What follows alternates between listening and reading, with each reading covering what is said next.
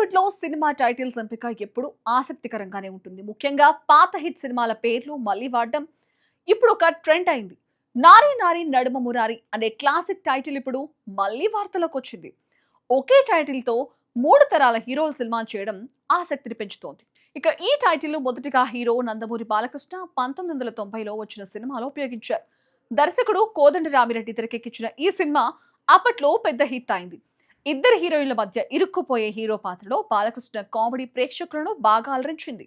అందుకే ఈ సినిమా ఇప్పటికీ క్లాసిక్ గా గుర్తింపు పొందింది. చాలా ఏళ్ల తర్వాత ఇదే టైటిల్ ను హీరో శర్వానంద్ తన సినిమాకు వాడాడు. సంక్రాంతి సందర్భంగా వచ్చిన ఈ కొత్త సినిమా కథతో ప్రేక్షకులను ఆకట్టుకుని మంచి విజయాన్ని సాధించి పాత టైటిల్ అయినా కూడా కొత్త ట్రీట్మెంట్ వల్ల హిట్ అయింది. ఇప్పుడు మళ్ళీ అదే టైటిల్ ను హీరో నాగశౌర్య తన కొత్త సినిమాకు పెట్టుకోవడం ఆసక్తిగా మారింది. ఇటీవల సరైన హిట్ లేని నాగశౌర్య ఈ టైటిల్ తో మళ్ళీ సక్సెస్ సాధించాలని చూస్తున్నాడు. ప్రస్తుతం ఈ సినిమా షూటింగ్ జరుగుతోంది.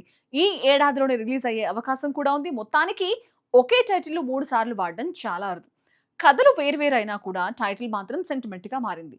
టైటిల్ పాతదైనా కథ కొత్తగా ఉంటే ప్రేక్షకులు ఎప్పుడు ఆదరిస్తారని ఇది మళ్ళీ చూపిస్తోంది.